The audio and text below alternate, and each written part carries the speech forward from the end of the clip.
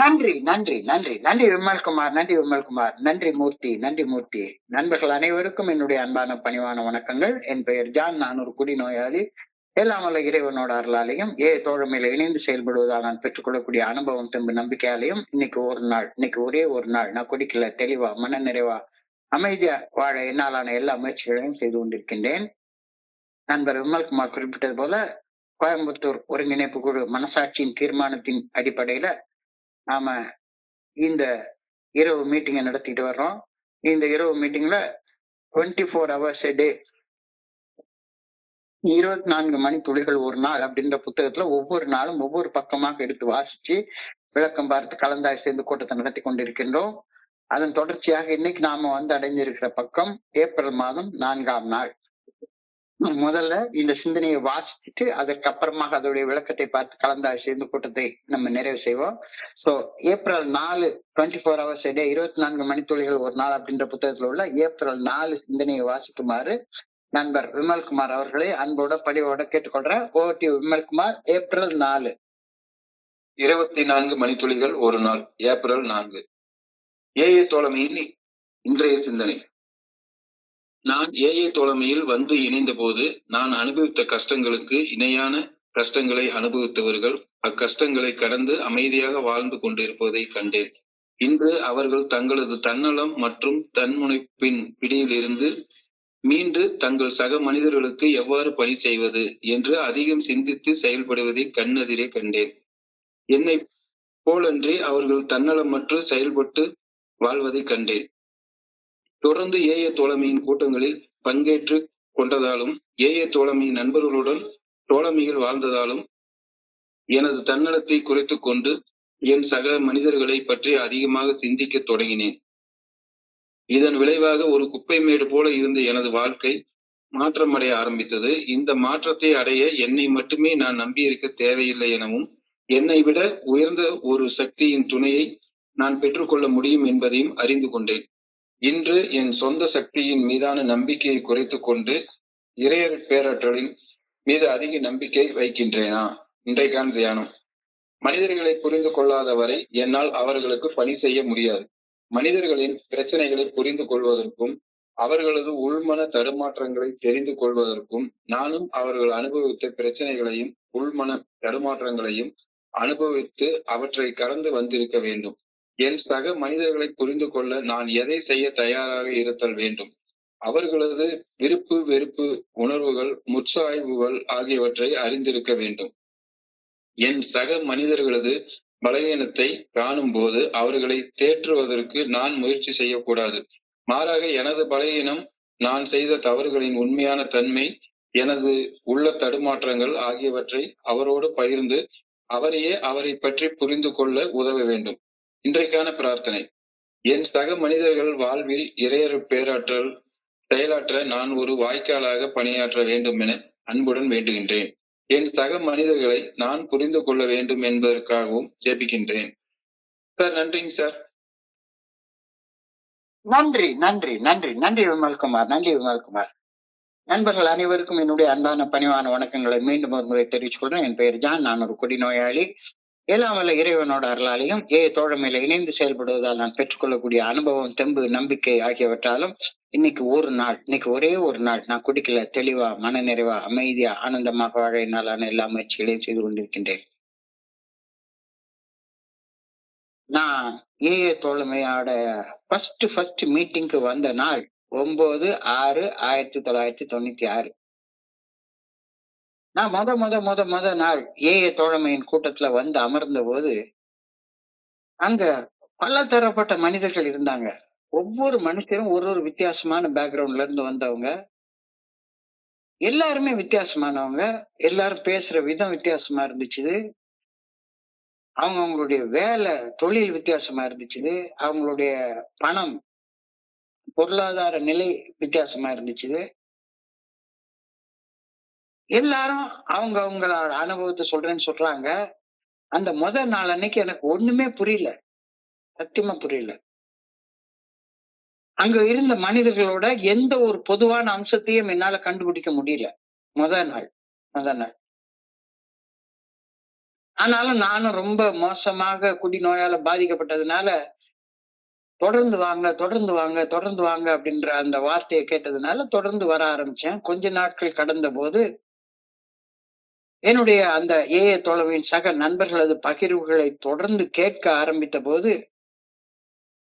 அவங்க எல்லாருமே பொதுவாக குடிநோயின் பாதிப்புகளால தங்களுடைய வாழ்க்கையில தொட்டிருந்த அடிமட்டங்களை பகிர்ந்து கொள்வத நான் கேட்டேன். ராக் பாட்டத்த நான் குடி நோயால இவ்வளவு பாதிக்கப்பட்டேன், இவ்வளவு பாதிக்கப்பட்டேன், இவ்வளவு பாதிக்கப்பட்டேன் அப்படின்ற அந்த அடிமட்ட நிலைய பகிர்ந்து கொள்றத நானும் கேட்டேன். அப்போ அந்த பகிர்வுகள்ல இருந்து எனக்கு ஒரு ஐடென்டிபிகேஷன் கிடைச்சது. நானும் அதே மாதிரி அவங்கள மாதிரி மோசமான அடிமட்டங்களை தொட்டிருக்கிறேன் அப்படின்றது அவங்களுடைய ஷேரிங்ல இருந்து, அவங்களுடைய பகிர்வுகள்ல இருந்து என்னால ஐடென்டிஃபை பண்ணிக்க முடிஞ்சது. என்ன நானே அடையாளம் காண முடிஞ்சது. சோ முதல்ல ஃபர்ஸ்ட் குடி நோய் அப்படின்ற ஒரு கான்செப்டின் அடிப்படையில சிந்திக்க ஆரம்பிச்சு, முதல்ல என்னையே ஒரு குடி நோயாளி அப்படின்ற உண்மைய என்னுடைய சக நண்பர்களின் பகிர்வுகள்ல இருந்து நான் இனம் கண்டு கொண்டேன், ஐடென்டிஃபை பண்ணிக்கிட்டேன். அதுக்கப்புறம் கொஞ்ச நாள் கழிச்சு நானும் என்னையே ஒரு குடி நோயாளி அப்படின்னு ஒப்புக்கொள்ள ஆரம்பிச்சேன். இது ஃபர்ஸ்ட் ஸ்டேஜ். இது ஃபர்ஸ்ட் ஸ்டேஜ். நான் ஒரு குடிநோயாளி. ஆமா. நண்பர்களுடைய பகிர்வுகளை என்னுடைய அனுபவத்தை பின்னோக்கி பார்த்து ஒப்பிட்டு பார்க்கிற நேரத்துல, ஆமா கரெக்டா இருக்கு, நானும் ஒரு குடிநோயாளி தான் அப்படின்றத ஒப்புக்கொள்ள ஆரம்பிச்சேன். சோ அடிமட்டத்தை தொட்டதில் நாம் அனைவரும் சமமானவர்கள் என்ற கருத்து எனக்கு புலப்பட தொடங்கியது. முதல்ல எங்கிருந்து ஒற்றுமை வந்தது, நம்ம எல்லாருமே குடிநோயால ஒரு அடிமட்டத்தை தொட்டிருக்கோம் அப்படின்ற கருத்து எனக்கு புலப்பட தொடங்கியது. எல்லாத்தையும் இழந்து போய் அடிமட்டத்தை தொட்டு நின்ற நிலையில நாம் அனைவரும் ஏஏ தோழமையில சமமானவர்கள் அப்படின்ற கருத்து முத புரிய ஆரம்பிச்சது. ஆனாலும் கூட அடிமட்டத்தை தொட்டதுலயும் ஒவ்வொருத்தருக்கும் ஒரு வகையான அடிமட்டங்கள் இருக்குது. சில பேருடைய அடிமட்டத்தை கேட்டுறப்ப அந்த ஒரு வகையான பயம் வேற உண்டாகுது. இவ்வளவு பெரிய மோசமான அடிமட்டமா, இவ்வளவு மோசமான ராக் பாட்டமா அப்படின்னு தோண ஆரம்பிக்குது. அப்போ அடிமட்டங்களை தொட்டு நின்ற அந்த நிலையில ஒன்றுபடுவது என்பது கொஞ்சம் ஷேக்கியாதான் இருந்துச்சு. அப்ப என்னுடைய குருஜி ஒரு சின்ன கான்செப்ட சொல்லுவாரு. முழுமையான எண்கள், கணிதத்துல முழுமையான எண்கள்னு 1, 2, 3, 4, 10, 20, 50 அப்படின்னு எண்களை சொல்லுவோம். அந்த எண்களை கூட்டவோ கழிக்கவோ ஈஸி. 1 + 1 2ன்னு சொல்லிக்கலாம். 2 + 3 5ன்னு சொல்லிக்கலாம். 5 + 7 12ன்னு சொல்லிக்கலாம். சோ முழுமையான எண்களை கணிதத்துல கூட்டுறது ரொம்ப ஈஸி. ஆனா முழுமையற்ற எண்களை பின்னங்கள் அப்படின்னு சொல்லுவாங்க. ஃபிராக்ஷன். இது முழுமையற்ற எண்கள், முழுமையற்ற நம்பர்ஸ், ஃபிராக்ஷன்ஸ். இந்த பின்னங்களை ஒன்னோட ஒண்ணு கூட்டுறதுக்கு 1.25 + 2.5 இதை கூட்டுறது எப்படி? ஸ்ட்ரெயிட்டா கூட்ட முடியாது. அப்ப 2 பின்னங்களை கூட்டவோ கழிக்கவோ பெருக்கவோ வகுக்கவோ செய்யணும் அப்படின்னா, அந்த 2 பின்னங்களுக்கு இடையில இருக்கக்கூடிய மீச்சிறு பொதுமைய, லோயஸ்ட் காமன் மல்டிபிள நம்ம கண்டுபிடிச்சாகணும். அத மீச்சிறு பொது எண் அப்படின்னு சொல்லுவாங்க. LCM, லோயஸ்ட் காமன் மல்டிபிள் அப்படின்னு சொல்லுவாங்க. அந்த மீச்சிறு பொதுமை அறியப்படாமல் 2 பின்னங்களை இணைக்க முடியாது. ஏஏ தோழமையில இணையக்கூடிய மனிதர்கள் அனைவருமே முழுமையற்ற மனிதர்கள். எல்லாருமே முழுமையான மனிதர்கள் கிடையாது, முழுமையற்ற மனிதர்கள்.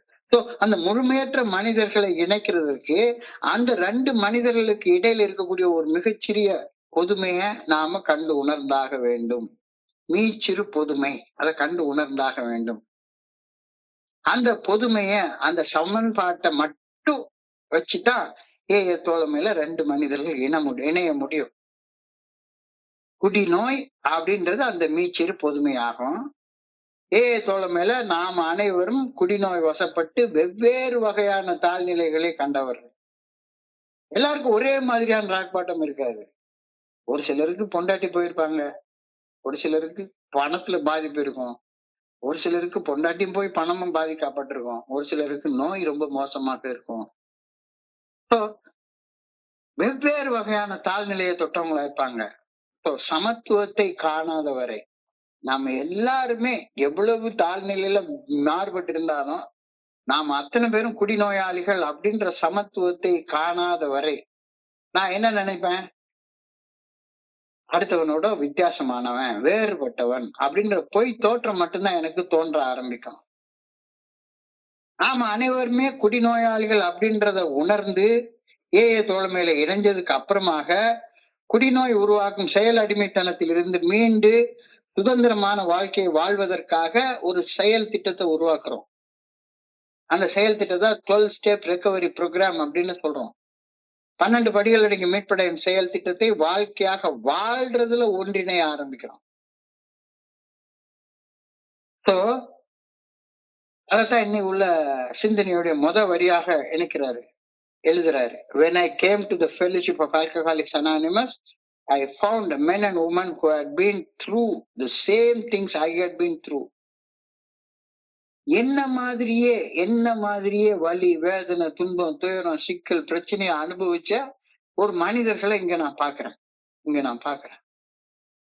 நான் அனுபவிச்ச அதே வலி, அதே வேதனை, அதே துன்பம், அதே துயரத்தை அனுபவிச்ச மக்களை நான் ஏஏ தோழமையில பாக்குறேன்.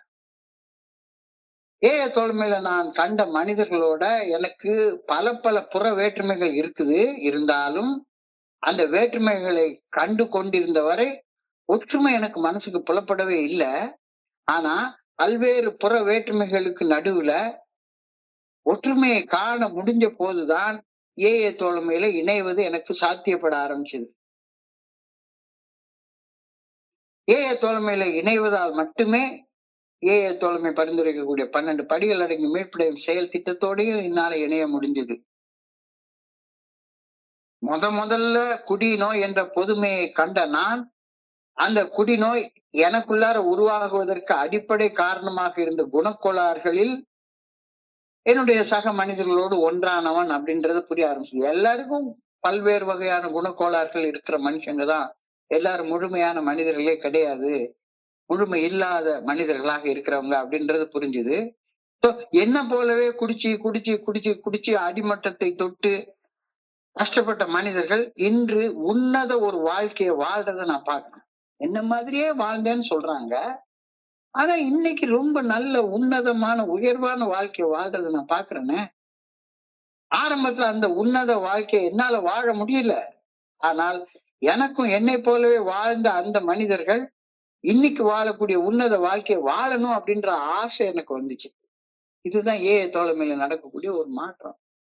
என்ன போலவே ஒருத்தன் என்ன மாதிரியே இருக்கிறான், என்ன மாதிரியே எல்லா வகையான கடனை வாங்கி, உடனே வாங்கி, பொண்டாட்டி அடிச்சு, எல்லாத்தையும் வித்து குடிச்சு எல்லாம் பண்ணுனேன்னு சொல்றான். இன்னைக்கு ஒரு அற்புதமான வாழ்க்கை வாழ்றேன்னு சொல்றான். அப்போ என்னாலையும் அவனை மாதிரி வாழ முடியும் அப்படின்ற ஒரு ஆசை எனக்குள்ளார இயற்கையாக உருவாக ஆரம்பிக்குது. the will to get well, நல்லா வாழணும் அப்படின்ற ஆசை, நல்லா வாழணும்ன்ற ஆசை எனக்குள்ளார ஏஏ தோழமைக்குள்ளார வர வர வர வர இங்கு உள்ள நண்பர்கள் பகிர்றத கேட்க என்னடா இது 5 வருஷம் 10 வருஷம் 15 வருஷம் குடிக்கலன்றாங்க. 10 லட்ச ரூபாய் கடன் உள்ளவன் இன்னைக்கு 10 லட்ச ரூபாய் வீடு கட்டியிருக்கேன்னு சொல்றான். என்னென்னமோ மாற்றங்கள் நடக்கிறது சொல்றாங்களே. சோ இவங்க மாதிரி நானும் வாழணும் அப்படின்ற ஆசை எனக்குள்ளார உருவாக்குது. சோ ஏஏ தோழமையில வர்ற நேரத்துல இங்க வந்து ஏதோ ஒண்ணு செஞ்சு வாழ்க்கையில மாற்றத்தை உருவாக்கி கொண்டிருக்கிற மனிதர்கள்ட்ட ஏதோ ஒரு வித்தியாசமான ஒண்ணு இருக்கு. அந்த வித்தியாசமாக இருக்கிறது எனக்கும் வேணும் அப்படின்ற ஆசை வருது. அப்ப அந்த வித்தியாசமான மனிதர்கள்ட்ட இருக்கிறது எனக்கும் வேணும் அப்படின்னா அவங்க இன்னைக்கு இருக்கிறத பெற்றுக்கொள்றதற்கு என்ன செஞ்சாங்களோ அதை நானும் செய்யணும் அப்படின்ற அந்த கருத்து எனக்கு புரிய ஆரம்பிச்சது. If I want what a noble man has, I should do what the noble man has done to go to that status. அந்த உயர்நிலை என்ன செஞ்சாரோ அதையே நானும் செஞ்சாதானே அந்த உயர்நிலைக்கு போக முடியும் அப்படின்றது புரிஞ்சுது. எனவே கொஞ்சம் கொஞ்சமா அவங்க என்ன செய்யறாங்க, எல்லாருக்கும் செஞ்சதை தொகுத்து வழங்கி பார்த்தா 12 படிகள் அடங்கிய மீட்படையும் செயல் திட்டம் தான். மெல்ல மெல்ல மெல்ல மெல்ல அந்த மனிதர்கள், என்ன போலவே வாழ்ந்த மனிதர்கள் இன்னைக்கு உயர்ந்த உன்னத நிலை அடைவதற்கு அவங்க வாழ்ந்த அந்த 12 படிகள் அடங்கிய மீட்படையும் செயல் திட்டத்தை வாழ்க்கையாக வாழ்றதுலயும் அவங்க கூட ஒன்றுபட ஆரம்பிச்சு. சோ ஒற்றுமையுடைய நிலை கொஞ்சம் கொஞ்சமா உயர்ந்து கொண்டு வர்றதை இன்னைக்கு சொல்லி காட்டுறாங்க. சோ நல்லா பார்த்தா படிப்படியாக ஒன்றுபட்டு வாழ்வதுல முன்னேற்றம் காண்றது. முதல்ல என்ன ஒரு குடிநோயாளி என்று இனம் கண்டு கொள்வதுல ஒரு ஒற்றுமை. எஸ், நானும் அவங்கள மாதிரி அடிமட்டத்தை தொட்டேன்.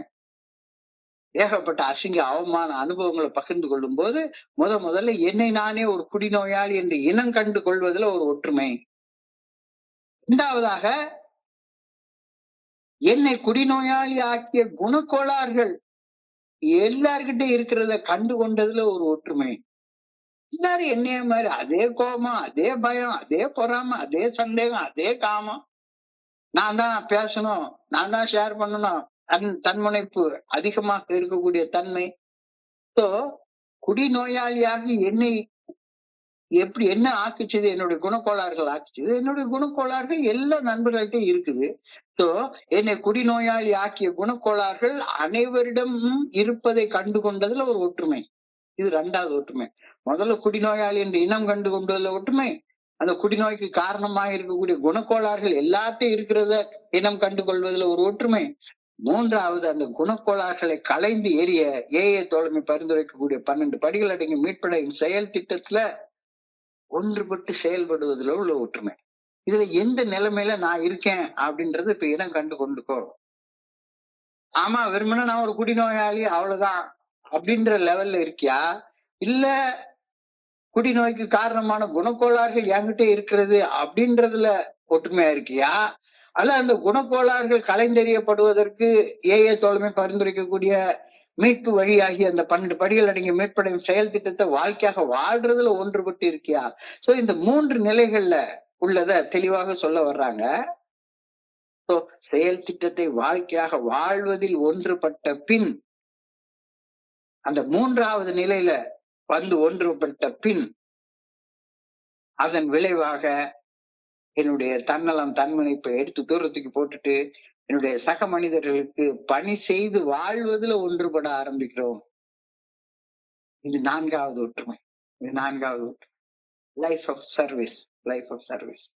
என்னுடைய பழுதுகளை நீக்கி கொண்டு அந்த பழுது நீக்க அனுபவங்களை பகிர்ந்து பணி செய்து வாழக்கூடிய அந்த பணி வாழ்வுல ஒன்றுபட ஆரம்பிக்கிறது.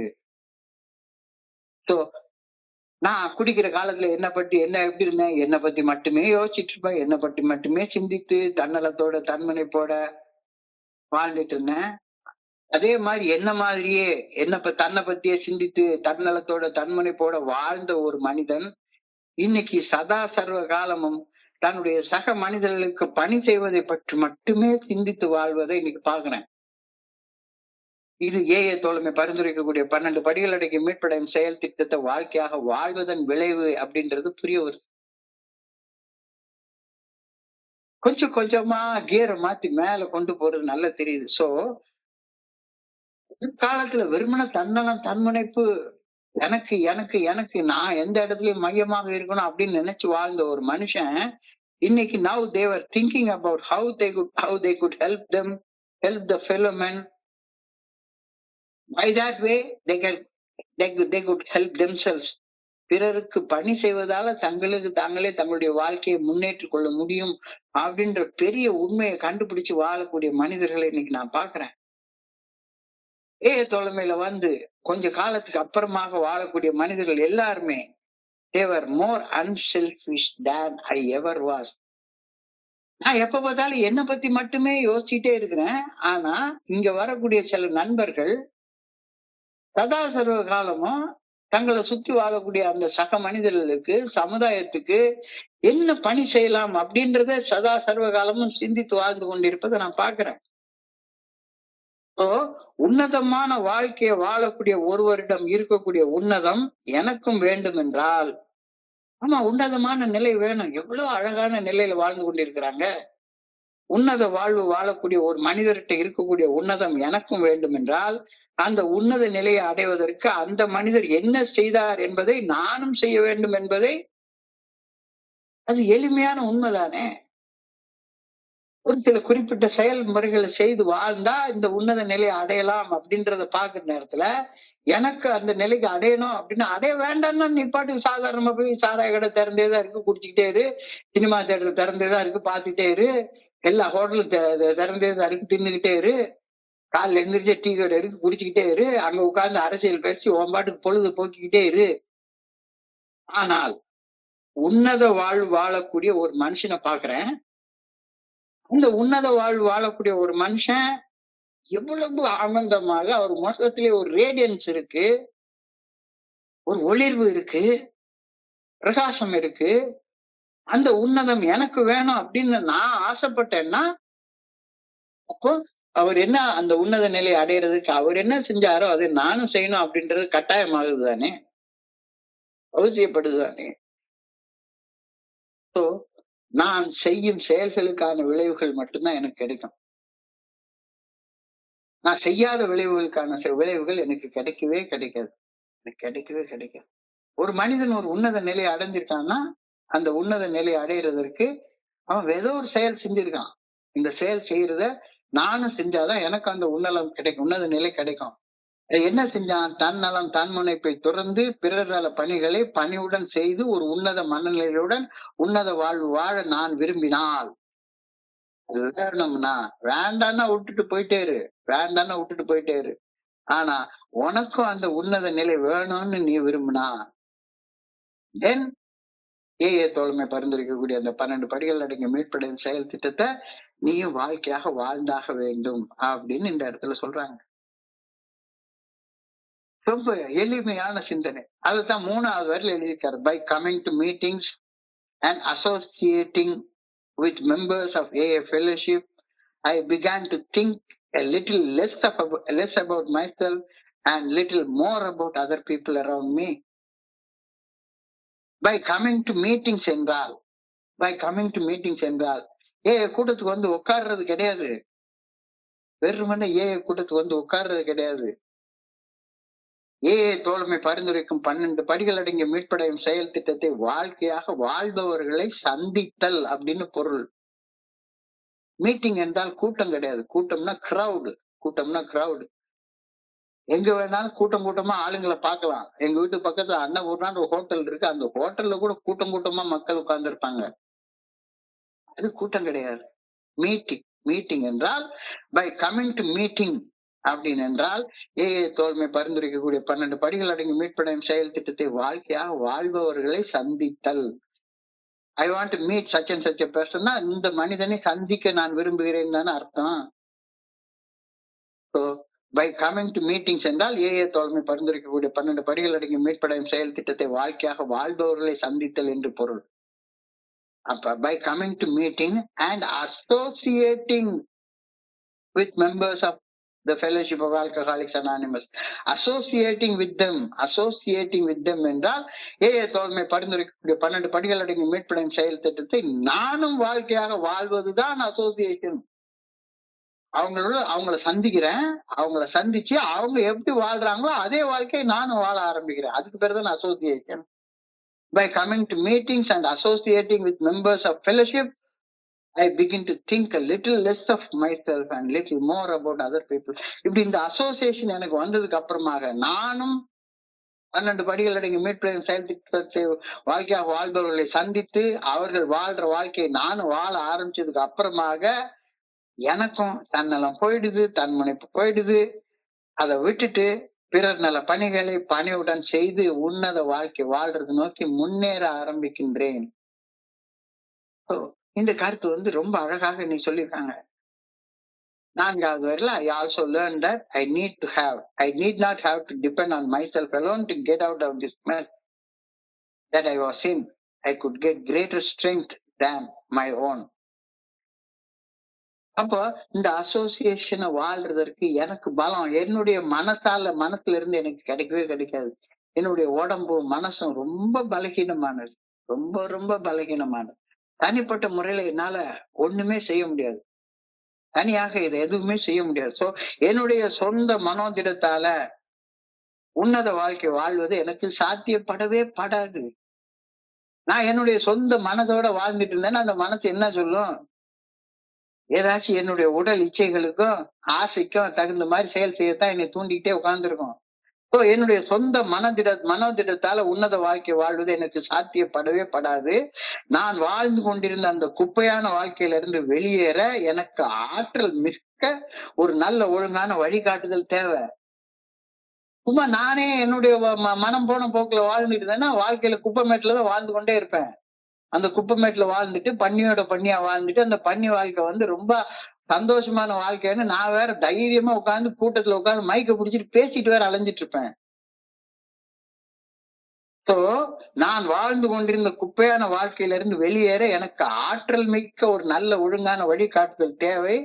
எனது சொந்த தனி மனித ஆற்றலினால் நான் வாழ்ந்து கொண்டிருந்த நரக வாழ்க்கையிலிருந்து சொர்க்க வாழ்க்கைக்கு என்னால கடந்து வர முடியவே முடியாது. ரொம்ப அழகாக இது சொல்றாங்க. சோ இப்ப இந்த கேள்வியை உனக்கு நீயே கேட்டுக்கோ. Am I depending less on myself and more on the good orderly direction of God? இதான் இன்னைக்கான கேள்வி. Am I depending less on myself and more on the good orderly direction of God? மனம் போன போக்குல என்னுடைய மனம் போன போக்குல என்னுடைய ஆசைகள் இட்டு தின்ற பாதையில வாழ்றதை நிறுத்திட்டு இறையருள் பேராற்றல் காட்டக்கூடிய நல்ல ஒழுங்கான வழிகாட்டுதலின் பாதையில பயணிக்க ஆரம்பித்து விட்டேனா? இது கேள்வி, இன்னைக்கான கேள்வி. இன்னைக்கான கேள்வி. ஆமா அல்லது இல்லைன்னு பதில் சொல். 100% இல்லைன்னா பதில் வரும். இல்லைன்னா தியானத்துக்கு கடந்து போ. என்ன செய்யணும்னு தியானத்துல அந்த கருத்து சொல்றாங்க. நான் குடிச்சிட்டு இருந்த காலகட்டத்துல என்னுடைய அப்பா, என்னுடைய அம்மா, என்னுடைய கூட பிறந்தவங்க, சகோதர சகோதரிகள், என்னுடைய மனைவி, என்னுடைய மனைவியோட அப்பா அம்மா, மனைவியோட கூட பிறந்தவங்க அனைவருமே எல்லாரும் என்னை பார்த்து என்ன சொன்னாங்க? இந்த பையன் கொழுப்பெடுத்து போய் குடிக்கிறான், திமிரு பிடிச்சு போய் குடிக்கிறான், இவனை யாருமே திருத்த முடியாது அப்படின்னு தானே சொன்னாங்க. இந்த குடிநோயாளியை யாருமே திருத்த முடியாது. உலக பிரசித்தி பெற்ற சுவிட்சர்லாந்தை சார்ந்த மனநல மருத்துவர் கார்ல் யூங் அவர்கள் சொன்ன வார்த்தைதான், உன்னுடைய குடியெல்லாம் என்ன மனுஷனால திருத்த முடியாதுயா. திமிரு பிடிச்சு குடிக்கிறவன், கொழுப்பெடுத்து போய் குடிக்கிறவன், இவனை யாருமே திருத்த முடியாது. என்னையும் அப்படிதான் சொன்னாங்க. என்னை பெத்தெடுத்த அம்மாவே அப்படிதான் சொன்னாங்க. என்னைய கட்டிக்கிட்டு வாழ்ந்த என்னுடைய மனைவியும் அப்படிதான் சொன்னாங்க. இவனை யாருமே திருத்த முடியாது. கொழுப்பெடுத்து போய் குடிக்கிறவனை யாரு திருத்த முடியும்? திமிரு பிடிச்ச மனுஷனை யாரு திருத்த முடியும் அப்படின்னு தான் சொன்னாங்க. என்ன திருத்த, எனக்கு உதவி செய்ய, என் பிரச்சனையை முழுசா புரிஞ்சுக்கிட்ட ஒருத்தரால மட்டும்தான் முடியும்.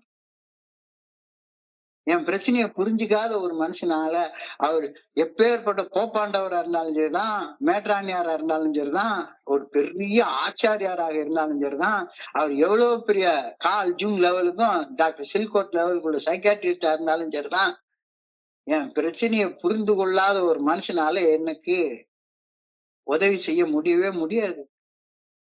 ஆனா என் பிரச்சனையை புரிஞ்சு கொண்ட ஒரு மனுஷனை சாதாரண குடி நோயாளிட்டு நான் பாக்குறேன். சாதாரண குடி நோயாளிட்டு பாக்குறேன். என்ன போல உள்ள அந்த ஒருத்தருக்கு பணி செய்யணும் அப்படின்னு சொன்னா அந்த மனிதர் படுற கஷ்டத்தை புரிஞ்சுக்க முடிஞ்சவனாக நான் இருக்கணும். என் கஷ்டத்தை புரிஞ்சுக்க முடியாத ஒரு மனுஷனால எனக்கு எப்படி உதவி செய்ய முடியும்? அவர் பாட்டுக்கு என்னைய வச்சு காசு சம்பாதிச்சுட்டு போயிட்டே இருப்பாரு. என் கஷ்டத்தை புரிஞ்சு கொள்ள முடியாதவனால என்கிட்ட இருந்து காசு புடுங்க மட்டும்தான் முடியும். எனக்கு உதவி செய்ய, எனக்கு பணி செய்ய எல்லாம் முடியவே முடியாது. எவ்வளவு பெரிய டாக்டர் ஆயிரு, நீ எத்தனை 10 PhD படிச்சுக்கோ. ஆனா என்னையும் என்னுடைய நோயையும் புரிஞ்சு கொள்ள முடியாத தன்மையில இருக்கிறவனுக்கு எனக்கு எப்படி உதவி செய்ய முடியும்? உதாரணத்துக்கு சொன்னேன்னா, நான் என்னைய முத 9/6/1996 அன்னைக்கு ஒரு கேம்பிளர்ஸ் அனானிமஸ் மீட்டிங் கூட்டிட்டு போய் உட்கார வச்சாங்க. அங்க வந்து compulsive gambling is a disease அப்படின்னு சொன்னாங்க. கட்டுப்படுத்த முடியாத சூதாடுறவன் ஒரு நோயாளி அப்படின்னு சொன்னாங்க. அந்த பிரச்சனைக்கு அவங்கவுங்க பகிர்ந்து கொண்டுட்டாங்க. ஆனானப்பட்ட தர்மருக்கே அந்த பிரச்சனை இருந்தது அப்படின்னு பகிர்ந்து கொண்டுட்டாங்க. ஆனா எனக்கு கம்பல்சிவ் கேம்பிளிங் அப்படின்ற பிரச்சனை எனக்கு இல்லவே இல்லை. நான் போய் உட்கார்ந்து சதா பொழுதன்னைக்கு உட்கார்ந்து சீட்டாடிட்டு உட்கார்ந்துருக்க மாட்டேன். ஒரு 50 ரூபா நாக் அவுட் ஆடுவேன், முடிஞ்சிருச்சுன்னு நான் பாட்டுக்கு எழும்பி வந்துருவேன். எனக்கு கம்பல்சிவ் கேம்பிளிங் அப்படின்ற அனுபவம் நம்பிக்கை எனக்கு இல்லவே இல்ல. அதனால கம்பல்சிவ் கேம்பிளிங்ன்ற அந்த கான்செப்ட பத்தி பகிர்ந்து கொண்டவங்ககிட்ட இருந்து என்னால எதையுமே ஐடென்டிஃபை பண்ணிக்க கொள்ள முடியவே இல்ல. இதைத்தான் இன்னைக்கு இந்த தியானத்துல சொல்றாங்க. ஐ cannot help others unless I understand the person I am trying to help. நான் யாருக்கு பணி செய்ய விரும்புகிறேனோ அந்த மனிதரை பத்தி என்னால புரிஞ்சு கொள்ள முடியல அப்படின்னு சொன்னா அந்த மனிதருக்கு என்னால என்ன பணியை செய்ய முடியும்? நான் எனக்கு தெரிஞ்சது தானே சொல்லிக்கிட்டே உட்கார்ந்துருப்பேன். To understand the problems and temptations of others, I must have gone through them myself. நானும் அதே சோதனைகளை கடந்து வந்தவனாக இருக்கணும். நானும் அதே பிரச்சனைகளை கடந்து வந்தவனாக இருக்கணும். இந்த கருத்து ரொம்ப முக்கியம். இல்லாட்டி போனா உன்னால எப்படி உதவி செய்ய முடியும் அப்படின்ற கேள்வி இன்னைக்கு கேக்குறாங்க. என்னுடைய குடி நாட்கள்ல எனக்கு அட்வைஸ் பண்ணவங்க 1000 பேரு, 1000 பேர். ஒரு ஆளா 2 ஆளா எத்தனை பேர் சொல்லியிருக்காங்க, டேய் குடிக்காதடா குடிக்காதடா குடிக்காதடா குடிக்காதடா, ஏன்டா இப்படி குடிச்சு கெட்டு போற, ஏன்டா இப்படி குடிச்சு கெட்டு போற. என்னுடைய மாமனார் அவர் ஒரு ஏர்போர்ஸ்ல ரிட்டையர்டு ஆபீசர். அவருக்கு பென்ஷன் உண்டு. அவர் ஒரு நாளும் பென்ஷன் வாங்குற நேரத்துல அவங்களுக்கு பென்ஷன் வாங்குறவங்க எல்லாம் 25%, 75% தள்ளுபடியில அவங்களுக்கு லிக்கர் உண்டு. மிலிட்டரி கேன்டீன்ல போய் வாங்கிட்டு வந்துடலாம். அவர் என்ன குடிக்கிறத பார்த்துட்டு எனக்கு எப்படி குடிக்கிறது அப்படின்னு அவரு கத்து தந்தாரு. கிளாஸ் எடுத்துக்கணும், அதுல 2 விறகடை அளவு 2 இன்ச் அளவுக்கு ட்ரிங்க ஊத்திக்கணும், அதுக்கப்புறமா அதுல தண்ணியை ஊத்தணும், மேல ஒரு ஐஸ்கிரீம் போடணும், ஐஸ்கிரீம் கரையிற வரைக்கும் அதை அப்படியே பார்த்துட்டே உட்கார்ந்துருக்கணும். ஐஸ் கியூப் கரைஞ்ச உடனே அந்த கிளாஸ்ல இருக்கிற இது கொஞ்சம் உயர்ந்திருக்கும். எந்த அளவு ஐஸ் கரைஞ்சதோ அந்த அளவு குடிச்சிட்டு மறுபடியும் 2 ஐஸ்கிரீம் தூக்கி போட்டுருணும் உள்ளார. இப்படியே குடிச்சுக்கிட்டே வந்தா டார்க் பிரவுனா இருக்கிற ரம் அப்படியே கொஞ்சம் கொஞ்சமாகி லைட் பிரவுன் ஆயிரும்.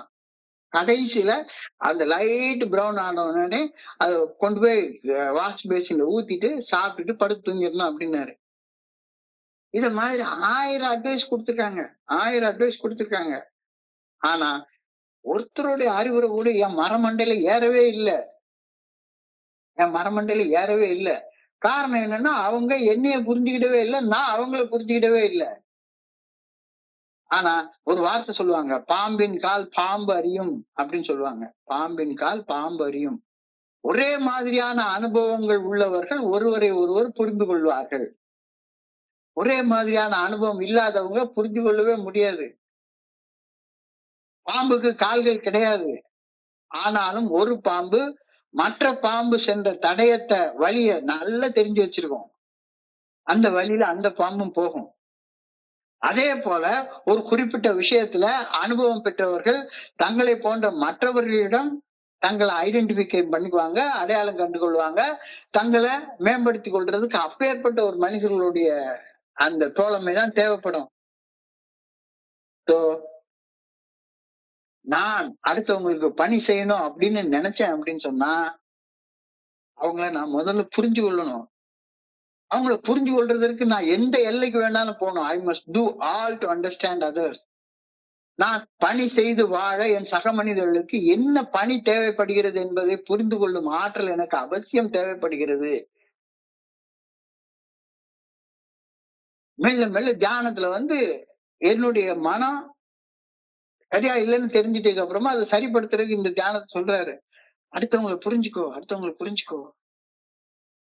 அடுத்தவங்களை புரிஞ்சு கொள்றதற்கு அந்த மனிதனுடைய பின்புலம் என்ன, அவனுடைய விருப்பு என்ன, அவனுடைய வெறுப்பு என்ன, அவன் எந்தெந்த மாதிரிலாம் ரியாக்ட் பண்றான், அவன் எந்தெந்த மாதிரிலாம் எதிர்வினை ஆட்டுறான், அவனுடைய பிரெஜுடிஸ், அவனுடைய முற்சாய்வு என்ன, இதையெல்லாம் நீ தெரிஞ்சு கொள்ளணும். ஒருவனது நோயின் பின்னணி, அவனுடைய விருப்பு வெறுப்பு, அவனுடைய முற்சாய்வு, அவன் எதிர்வினை ஆற்றும் விதம், இது எல்லாத்தையும் அறிந்து கொண்டுதான் நான் அவனுக்கு பணி செய்ய என்னால முடியும். அந்த பணி செய்யறப்ப எப்படி பணி செய்ய, இப்போ ஒரு டாக்டர்கிட்ட போனான்னு வைங்களேன், அவரு என்னைய ஒரு நோயாளியா பாக்குறாரு, என்னுடைய வீக்னஸ பார்த்தாரு அப்படின்னு சொன்னா உடனே அவர் எனக்கு அட்வைஸ் பண்ண ஆரம்பிச்சிருவாரு. அது அவருடைய வேலை. ஏன்னா அவருக்கு என்னைய புரிஞ்சு கொள்ள முடியாது. என்னுடைய நோயின் தன்மையை புரிஞ்சு கொள்றதற்கு ஒரு சில பேர் தான் வந்திருக்காங்க. சிக்மண்ட் ஃப்ராய்டு மாதிரி, டாக்டர் சில்க்வொர்த் மாதிரி. டாக்டர் சில்க்வொர்த் கிட்ட ஒருத்தர் வந்து சொல்றாரு, ஐயா நான் வந்து ராத்திரி படுத்து இருக்கிறப்ப எனக்கு ஒரு கனவு வந்துச்சு. நான் வெள்ள மேகத்து மேல நிக்கிற மாதிரியும், என்ன சுத்தி குளிர்ந்த காத்து வீசுற மாதிரியும் எனக்கு தோணுச்சுது. அது கடவுளுடைய ஆற்றலாகத்தான் இருக்கணும், கடவுளுடைய ஆவியாகத்தான் இருக்கணும் அப்படின்னு சொல்றேன். அப்படின்ன உடனே சாதாரணமா ஒரு டாக்டர் என்ன சொல்லுவாரு, ஐயோ என்னையா நேத்து கொடுத்த போதை மாத்திரையில கூட 2 மாத்திரை எடுத்து போட்டுக்கிட்டியா தூக்க மாத்திரையில, இந்த மாதிரி உளறிட்டு உட்கார்ந்துருக்க அப்படிதான் சொல்லுவாரு.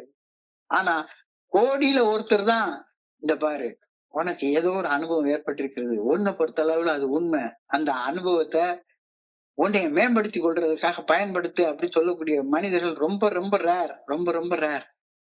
இப்போ நானும் எப்படி இருக்க போறேன், when I see the weakness of others, don't confront them, don't அவங்களுக்கு உடனே போய் அவங்க எதிர்த்து அவங்களுக்கு அறிவுரை சொல்ல முயற்சி பண்ணாத. நீ ஏன்டா இப்படி இருக்க, நீ ஏன்டா இப்படி இருக்க அப்படி எல்லாம் கேட்கறது போல பேசாத. ஆனா அதே நேரத்துல இருந்து பாரு, நானும் உன்னை போலத்தான் இருந்தேன், நானும் உன்னை போலத்தான் இருந்தேன். நீ சொல்றது என்னால என்னை ஐடென்டிஃபை பண்ணிக்க முடிஞ்சது. ஆனா உன்னுடைய அந்த வீக்னஸ்ல இருந்து நான் விடுபடுவதற்கு இன்னத்தை செஞ்சேன், நீயும் அதை செஞ்சேன்னா உன்னுடைய இந்த வீக்கான நிலையில இருந்து உன்னதமான ஒரு நிலைக்கு நீயும் உயர்ந்து வரலாம் அப்படின்னு பகிர்ந்து கொள்ள கத்துக்கோ அப்படின்ற கருத்தை நீ சொல்றாங்க. இன்னொருத்தனுடைய வீக்னஸ கேட்கிற நேரத்துல அவனுக்கு அட்வைஸ் பண்ண ஆரம்பிக்காத. இன்னொருடைய வீக்னஸ கேட்கிற நேரத்துல அவனுக்கு உன்னுடைய வீக்னஸையும் உன்னுடைய பாவங்களையும் உன்னுடைய மனசலனங்களையும் பகிர்ந்து கொண்டு அந்த மனிதர் ஒண்ணுல அவரை அடையாளம் கண்டு கொள்வதற்கு உதவியாக ஏதாவது செய்ய. Care your own weakness, care your own since, care your own temptations and let the other man identify himself in your sharing. So நமது பொது தொடர்பு கொள்கை எடுத்துக்காட்டு மூலம் மட்டும் வேண்டுமே தவிர விளம்பரங்களால் அல்ல அப்படின்ற கருத்தை தெளிவா சொல்றாரு. தியானத்துல வந்துட்டு தொடர்ந்து பிரேயருக்கு போறாரு. I pray that I may serve as a channel of God's love. I pray that I may serve as a channel of God's power. இறைவனது அருளை, இறைவனுடைய ஆற்றலை, இறைவனுடைய அன்பை என்னுடைய சக மனிதர்களுக்கு எடுத்து செல்லும் வாய்க்காலாக செயல்பட வேண்டும் என ஆண்டவா உண்மை பணிவோடு வேண்டிக் கொள்கின்றேன். I pray that I may try to understand others. Saint Francis prayerல அழகா சொல்லுவார், let me understand rather than be understood. I pray that I may try to understand everybody. எல்லாரும் நான் சொல்றதை புரிஞ்சு கொள்ளணும் அப்படின்னு நினைக்காத. அவங்க என்ன சொல்ல வர்றாங்கன்றதை நீ புரிஞ்சுக்கோ. என் சக மனிதர்கள் என்னை புரிந்து கொள்ள வேண்டும் என்பதை விட என் சக மனிதர்களை நான் புரிந்து கொள்ள வேண்டும் என ஆண்டவா உண்மை பிரார்த்திக்கிறேன்.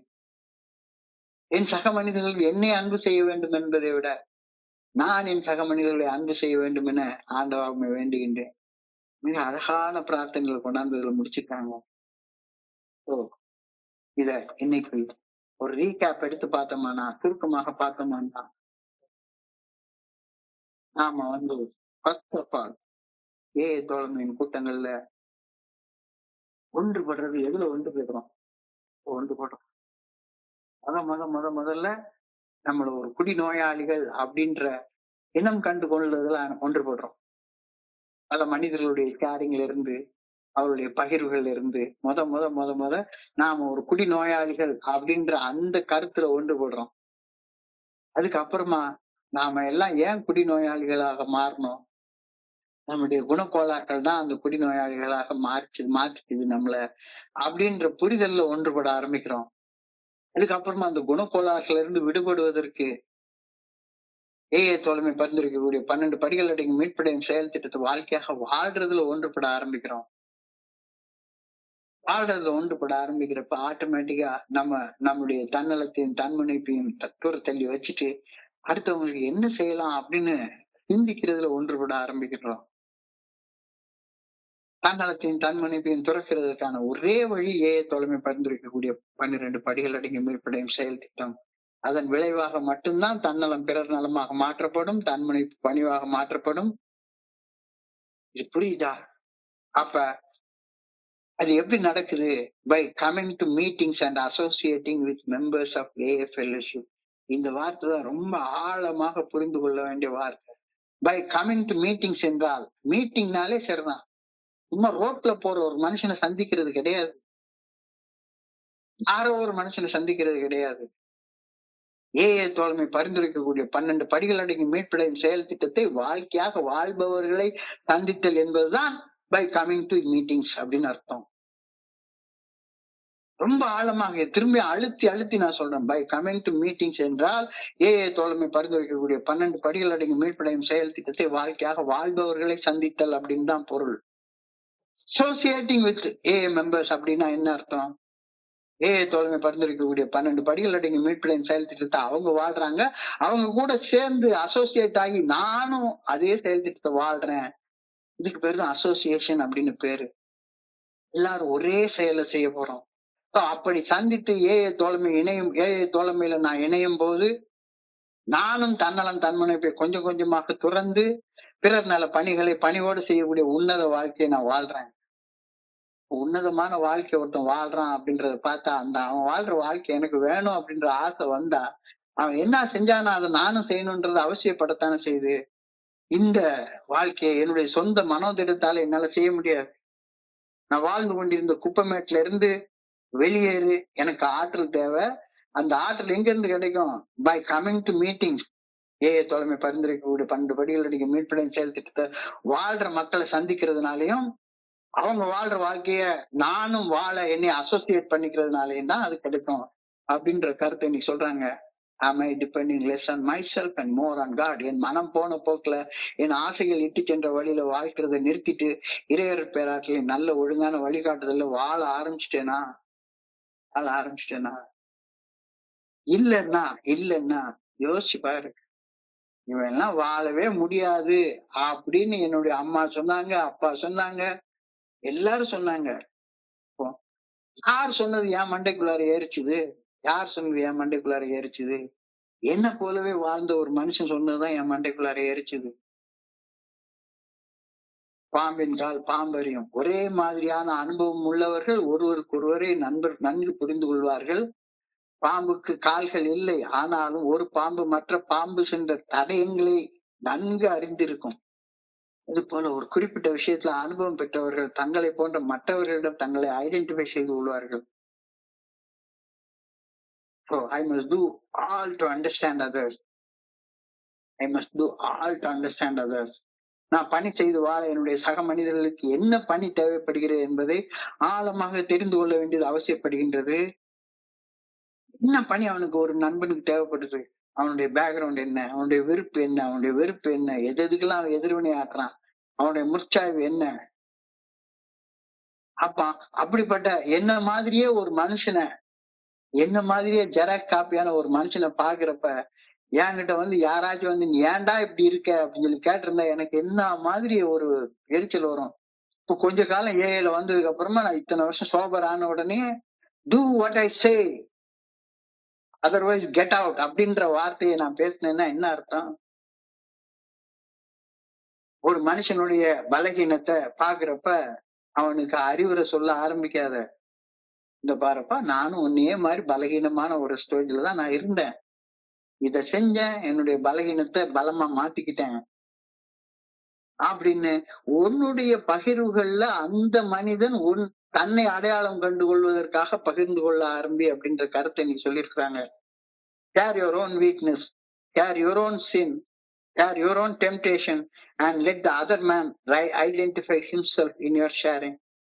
நமது பொது தொடர்பு பொறுத்து எடுத்துக்காட்டு மூலம் இருக்க வேண்டுமே தவிர போஸ்டர் அடிச்சு ஒட்டுறதுலயும் நோட்டீஸ் கொடுக்கறதுலயும் இல்ல. அதுக்காக வேண்டேன். I pray that I may serve as a channel of God's power. I pray that I may serve as a channel of God's love.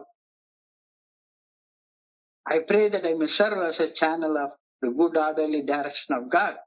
இறைவனுடைய அருளை, இறைவனுடைய ஆற்றலை என்னுடைய சக மனிதர்களுக்கு எடுத்து செல்லும் வாய்க்காலாக நான் செயல்பட வேண்டும் என நான் வேண்டுகின்றேன். I pray that I may try to understand my fellow men. என் சக மனிதர்கள் என்னை புரிந்து கொள்ள வேண்டும் என்பதை விட நான் அவர்களை புரிந்து கொண்டு அவர்களுக்கு பணி செய்ய வேண்டும் என்று ஆண்டவா எனக்கு கூட அந்த வாழ்க்கையின் மூலமாக நான் உன்னத நிலைக்கு உயர்ந்து உயர்ந்து போவேன். ரொம்ப அழகாக சொல்லப்பட்டிருக்கிறது. நான் அன்பு செய்ய வேண்டும் என்பதை விட நான் பிறரை அன்பு செய்ய வேண்டும் என்று எனக்கு அருள்வாயாக. மிக அழகான பிரார்த்தனையோட இன்னைக்கு முடிச்சிருக்கிறாங்க. இப்போ இன்றைய சிந்தனையை படிக்கிறப்ப என் மனதை கடந்து சென்ற சிந்தனைகள் உங்களோட பகிர்ந்து கொள்ள இந்த நல்ல வாய்ப்பு உருவாக்கி கொடுத்த இந்த குழுவிற்கு என்னுடைய மிக பணிவான நன்றிகளை தெரிவித்துக் கொள்றேன். பொறுமையாக கேட்ட ஒவ்வொரு நண்பருக்கும் என்னுடைய பணிவான நன்றிகள். இந்த இரவு பொழுது நண்பர்களுக்கு இனிமையான இரவாக அமைய இறைவன பணியோடு வேண்டிக் கொள்கின்றேன். நன்றி நன்றி நன்றி நன்றி நன்றி நன்றி. வாழ்க வையகம், வாழ்க வளமுடன்.